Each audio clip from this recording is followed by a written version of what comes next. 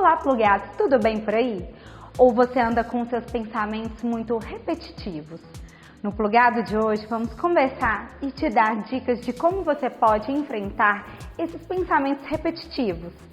Enquanto o nosso bate-papo não começa, aproveita para dar o seu like e compartilhar.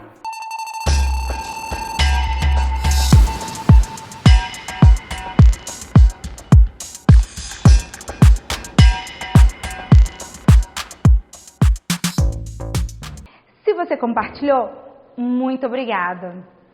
Nesse programa, vamos entender que, em alguns casos, o pensamento é como uma planta. Quanto mais você nutre e dá atenção, mais ele cresce. E isso vale tanto para os pensamentos positivos quanto para os negativos. E se você frequentemente tem pensamentos ruins e tem sentido que está cada vez mais difícil cultivar os pensamentos bons, tente encarar esses pensamentos negativos, mas, depois disso, como lidar com os pensamentos repetitivos e negativos?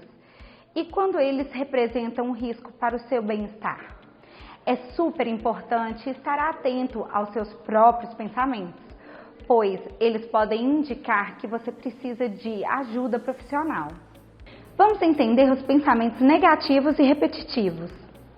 Experiências pessoais e coletivas influenciam na forma como enxergamos a nós mesmos e ao mundo. A criação familiar e a educação recebida, as crenças, os valores e conteúdos midiáticos, por exemplo, são fatores ligados ao surgimento dos nossos pensamentos.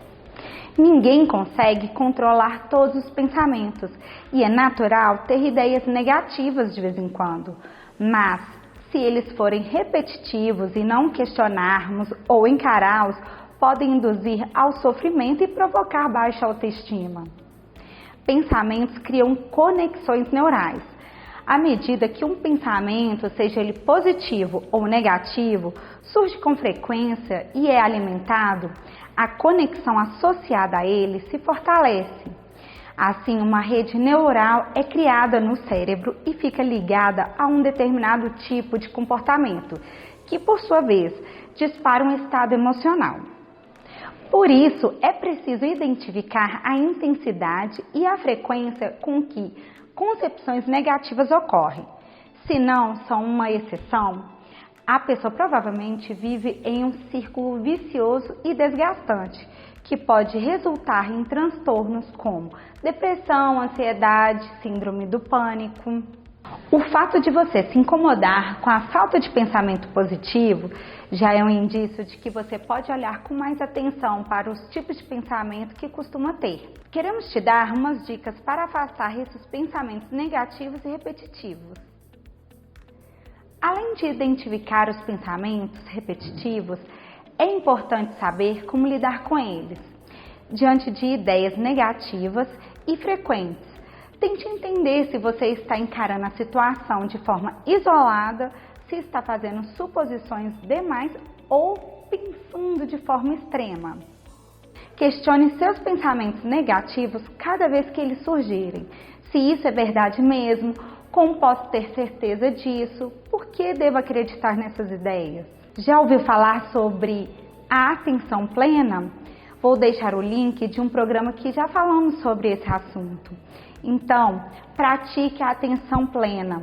Os pensamentos repetitivos costumam se referir a uma situação passada ou futura. Procure se concentrar no momento presente. Passe a escrever sobre o que você pensa. Faça tipo um diário.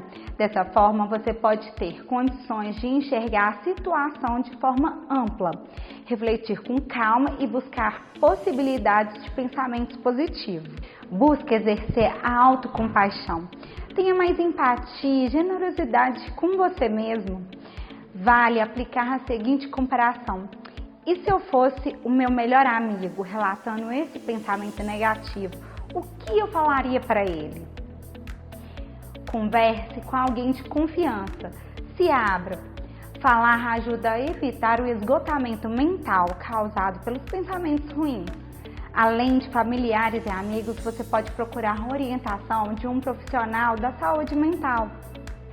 E quando ligar o sinal de alerta amarelo e ficar atento? Se essas ideias negativas estão moldando a sua personalidade, atrapalhando a sua qualidade de vida e dificultando a sua rotina, opa, sinal amarelo. Afinal, a falta de pensamento positivo e o excesso de pensamentos negativos não formam uma equação saudável. O conjunto de pensamentos que envolvem desesperança, sensação de aprisionamento, raiva, desejo de vingança e principalmente a ideia de tirar a própria vida são sinais de pensamentos suicidas. As condições de saúde mental são um aspecto determinante da ideação suicida.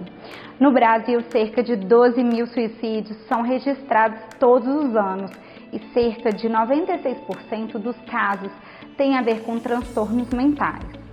Prevenir requer a diminuição dos fatores de risco, como a incidência dos pensamentos suicidas, e o aumento dos fatores de proteção, como o acompanhamento com psicólogo ou psiquiatra e tratamento com antidepressivos, seguindo a orientação de um especialista. E olha, esse é um assunto que requer a atenção de todos. Se você quiser saber mais sobre esse conteúdo, acesse nosso site e clique no Viver Bem. Então, plugados, terminamos o nosso programa por aqui. E lembre-se, se abrir é muito importante. Um forte abraço para você!